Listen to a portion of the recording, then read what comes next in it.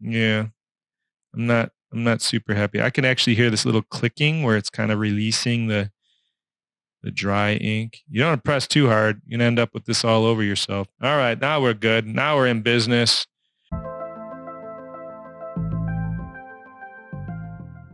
Today, I think we should talk about doing things that are nice for other people because that's nice. To do things that are nice for other people is nice. If we're going to do this, we're going to do something nice. We might as well put this out there and do something nice for lots of people. So if you would like to learn how to draw a character with me right now, we're going to do that. And it's kind of like two birds, right? I'm able to put a video out there, provide some content that might present some value to some people. You can sit down and draw this character. And I actually have never heard of this character before. I don't even know the name of it. We're going to figure it out and put it together, but I'm pretty sure it's popular to little grade school aged people. So if you're a grade school aged person that's out there in the world and wants to draw a character, I'm going to go through it step by step. I'm going to give you some pointers, some direction. So this isn't necessarily a lesson. It's a super simple character, and I thought it would be fun to place this down in a video. So I'm going to edit this because there's no way that if you are a fourth grader looking to draw this character with me, which we're going to figure out, there's no way that you have the attention span to have stayed with me for this long to get to this point, to get to the drawing. You're already gone. So I'm going to edit this down. This drawing is for one of my little friends who I've never met, and it's actually going to be a drawing of a character that I've never heard of. So we're going to draw Cinnamoroll. Okay? You want to learn how to draw Cinnamoroll? Let's we want to learn how to draw Cinnamoroll, yes. Okay, let's get right down to it. So to draw this character, we're going to get a piece of paper.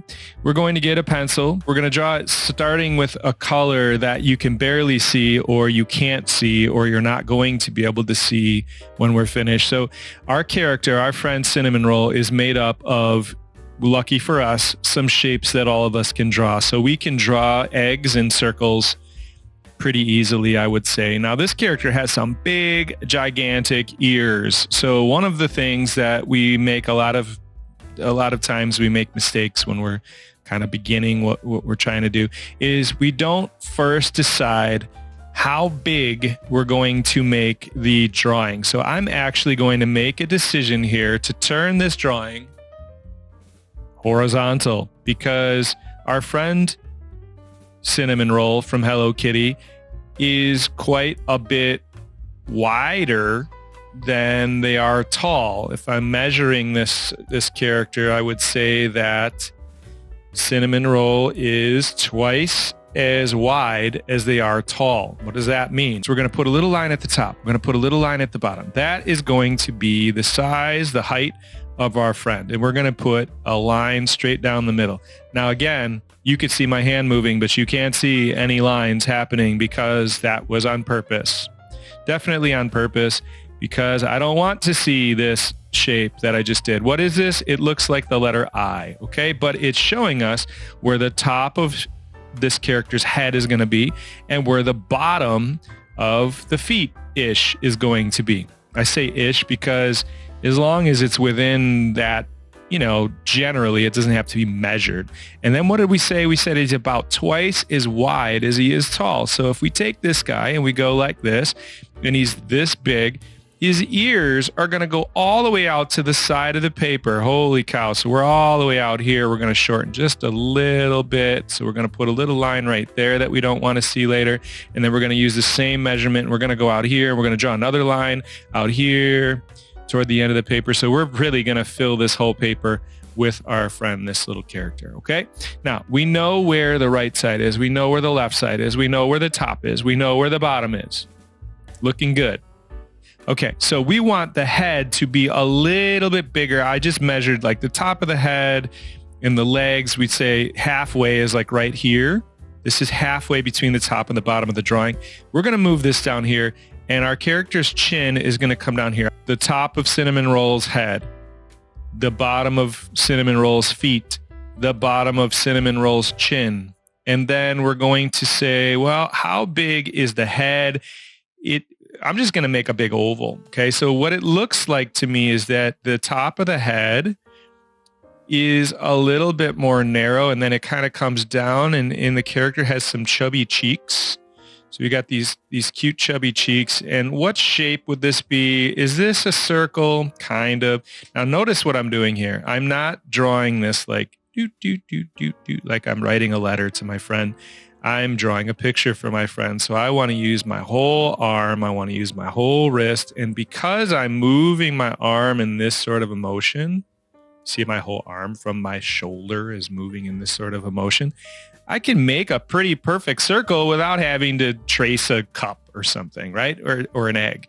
So that's going to be the size of the head. Now I'm going to go ahead and, by the way, again, you can barely see this. This is an important thing. You can barely see it because I don't want you to see it when we're done. I want this to look like a clean, finished drawing. And I think what I'm looking at here, what it seems to me, is that our friend Cinnamoroll is kind of shaped like a mushroom. So we've got another circle. Here's another important concept for all my friends who are going to try to draw Cinnamoroll out there with me together, is we want to draw through the shapes. So we don't want to stop where the bottom of the chin is. We know we're not going to see this part of the body because it connects under our character's head. It overlaps, but we're going to draw the whole shape so that we can get a pretty good idea where it's going to go.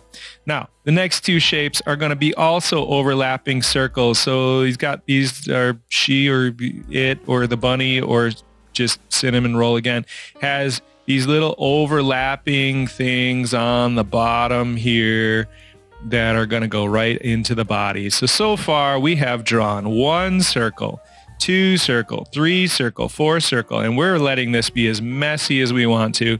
And I know that you can't see it, and we're probably going to fast forward through. I'm going to speed through so we can get right to the drawing, as long as you can hear what I'm saying. And when I say that's my way of saying to myself in editing that I should fast forward this video. Okay, so this next shape is going to be kind of a little bit longer than the little circles on the feet. They're going to be more like teardrop shapes or candy corns or what else could we call those shapes? These little arms, these little nuggets that are sticking out there. And again, I'm drawing the whole thing, using my whole wrist, using my whole arm. If you've got little tiny hands and little tiny arms, then you want to use your whole arm from your shoulder. I'm able to kind of use mine from my elbow because I have, old man, fully grown limbs. So it really depends on what your range of motion is going to be. That's probably using a term that maybe if you're trying to draw this with me, you're going to say, what is range of motion? It doesn't matter. Don't worry about it. So we're going to go ahead and draw this circle. This circle here is going to leave. Now, something we're going to talk about too as we move on is I'm drawing these shapes, generally the basic shapes of how they are. I'm going to tell you, a long time ago when I was learning how to draw, long time ago before the internet is when I learned how to draw. So I didn't have someone that was talking me through it or showing me this line for line, okay? When I was learning, it was through books. And through books, you could only see still images, obviously, and you'd have to read things and you'd have to kind of figure things out for your own and solve these problems. So there were these books that showed you how to draw with basic shapes. It would say, hey, let's draw a character together, and all you got to do is be able to draw circles and squares and things. And I thought, no, that's not true. This must be a lie. This is something they're doing to sell books. Just because I could draw a circle does not mean that I'm going to be able to draw Spider-Man. Well, my friends, it wasn't a lie. And at the end of the day, if you can draw basic shapes, and you can make them look like they are in proportion, meaning they look the right size, they look the right shape. You could accurately draw shapes at will and stack those shapes on top of each other. You can draw anything. If you can draw ovals in curvy lines and different shapes. Literally, you can draw anything. So we have not drawn anything but circles. And this thing that looks sort of like a beanbag sack or some sort of eggplant, whatever shape that would be. We haven't drawn any part of this that is going to tell you, oh, it's this particular character. It's Cinnamoroll, because it's not Cinnamoroll yet. It is just a collection of shapes, circles, really, ovals, that are going to give us the impression when we put certain shapes, certain proportions together, it is going to look like this character that is recognizable. In this case, Cinnamoroll. So here's another bean shape. I want this shape and this shape. Again, you are watching a video and listening to my voice, and all you're really seeing is the waving around of my magic wand here, which is also known as my hand, to draw this character. So we've got oval, we've got circle, circle, circle, candy corn, circle with, I cheated and put a little extra line in there. We've got bean, jumping bean or beanbag chair sitting against the wall. And that is almost it. So the next thing that we need to do is figure out where Cinnamoroll's eyes go. And it looks to me like the edge of Cinnamoroll's eye sits right where his ear would be if I drew. And again, this is another reason we want to draw through our shape. So it's just an oval-ish shape. And then if we were drawing through, this one would be here. The edge of it is right around the edge of the beanbag, and we're going to try to make them as even as possible. We could always make them bigger. It's harder to make them smaller, and don't be afraid to erase things, although we can't see any of our lines anyway, so we don't need to erase because it's just, well, the lines are there. You just have to trust me. The top of this nose-ish mouth thing kind of is like halfway between, up and down, halfway between the two eyes. And it's going to meet in the center, and it's going to go like this. So this little shape is like a little curly Q shape that goes to the middle, and then it goes the same on the other side. So we call this symmetrical. When two things are the same on both sides, we call that symmetry. That's a really interesting word that is hard to say, but if it looks the same on both sides, you don't need to know how to say the word. It looks like our friend Cinnamoroll doesn't have a mouth. Cinnamoroll has rosy cheeks, and the rosy cheeks are just two more little bean shapes or circles just underneath our two eyes. And I don't like to color things, so you know what I'm going to do? Since my wife asked me to draw Cinnamoroll for her student, I'm going to ask my wife to color Cinnamoroll for her student. All right, so what I'm going to do now is take this marker. You don't need to find this particular marker, but it's just a water-based marker, and it's a really light gray color. So what we're going to do now is we're going to use our little guidelines as a map. I'm going to start in the center. You could really start anywhere you want. I'm going to use this as a map to draw over my yellow lines. And I've been doing this for a really long time. So no matter how long I've been doing it, I still use the same technique. It's a secret. It's a secret. Now you know the secret. It's like a magician shows you an amazing trick and then tells you, here's how you do it. Let me show you how you do this magic trick, right? So the little arm piece that we have coming out of here, this little nugget right there, it stops and it goes behind the body. So I'm tracing over the parts of it that I can see, but I can't see the part that connects behind the character. Can't see that. So there's a little bit of an overlap here. So we have, I think this is another thing. We have straight lines, and we have curve lines, and we have S-curve lines. That's it. So if you can draw a straight line, you can draw a C, and you can draw an S. You can draw anything. Anything. Straights, curves, S-curves.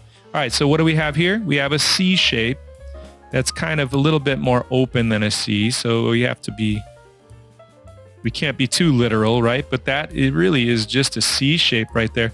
This one too, it's angling out a little bit, and when I say that, I mean like our friend Cinnamoroll gets a little more narrow at the top and a little bit wider at the bottom. That's just the shape of him.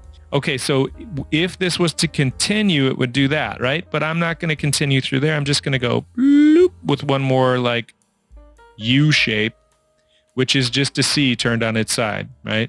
Here's another C shape. C shape. Boom. Another C shape. Boom. Cinnamoroll has feet. Cinnamoroll has arms, eyes, rosy cheeks, a head, a body. Let's give Cinnamoroll some ears. The ears are probably going to be the hardest part because we're going to need to get that S curve. Whoop. And then we're going to come around this way because I don't want to try to do that all the way through. And as I do that, I want to just point out one more thing here. This little space in between the ear and the head and the arm, this space right here that is not part of Cinnamoroll, it's part of the background, that is called negative space. Negative space means the place where there's nothing. There's nothing in the negative space. So if you can draw this shape right here, which I would say looks like a tower with a chunk cut out of it, as if it was a piece of cheese with that little piece cut out right there. And then this is I would call that a piece of cheese tower. If you could draw the piece of cheese tower, then you just successfully drew the ear, the head, and the arm accurately. Another thing to keep in mind is it is okay to copy. It is okay to copy. Copying is how you learn how to do anything. So did you ever go into a math class and the teacher says, here are the numbers and here are the symbols and letters and things. Just go ahead and do math. No. They showed you the formulas. They showed you how they put them together. They showed you how to figure them out. You practice them together. Then for homework or the test, you did the problem, right? So you have to copy and practice. Permanent marker. Permanent. It's never going anywhere. Where? What if your permanent marker is out of marker? It's not working. Work.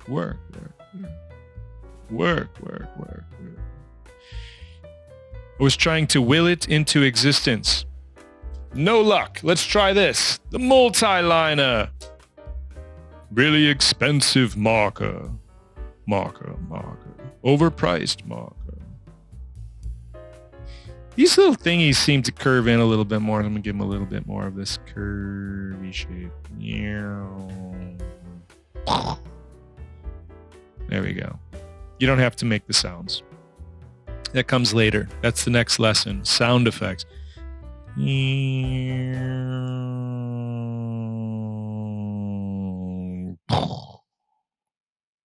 Because when you're drawing, it's typically a quiet activity. Who says it needs to be a quiet activity? All right, we're almost done with our character Cinnamoroll.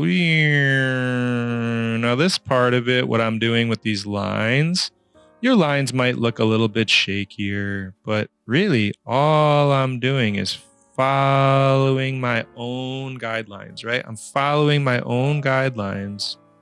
I've already got this thing smooth and perfect. Normally, I would probably turn the paper as I'm drawing, but I don't want to do that because this is a video and it would be difficult for you to see exactly what I'm doing. Sometimes I need to get quiet. And as soon as I can't see what I'm doing, I picked up the pen. I don't want to be like, oh, I hope it's going. Oops. I want to make sure that I can see where the lines are going. So I'm going to see where that line is going. I didn't feel good about that. Now I see where I'm going to go from here. And I told you before, that part is the most difficult part. That bean shape or that swooping thing. These ears are the most difficult part. What is line weight? Well, line weight means that I can put heavier and lighter lines, and it's going to make my drawing look a little bit better. So if I want to put a heavier line, let's say underneath here to give him a little bit more weight, boom. And if I want to do thin and press a little bit harder, and then boom. And now when I'm doing this, I'm kind of lifting the marker where I want it to be a finer line. So I'm going to, it's sort of like an airplane that touches down and then takes off again. So I'm going to kind of touch down gently, land, and then pick it up, take off as I go this way. And now we have this little bit of a line that goes from thin to thick to thin again. I'm going to leave it thin on the inside. Maybe we'll do this thing. Remember, here's your test. Here's your quiz. Do you remember what that space is called in between there? The nothing space? Comment below. Put it in there. You remember what the negatives... Oh, I gave you the answer. Comment anyway. All right, here we go.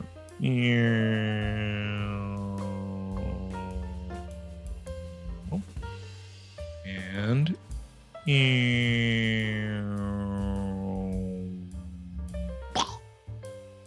I just spit on my microphone with that last sound effect.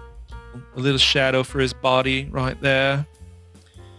I don't know why that became British, but it did. Little shadow right here. What are the shadows for? You know what the shadows are for? It's because we're trying to make this character seem like he's got volume. He's a thing we could pick up and lift right off the paper. And shading and adding shadows and highlights is a way to pretend or fake that this is not a flat thing on a piece of paper. That's just a collection of lines.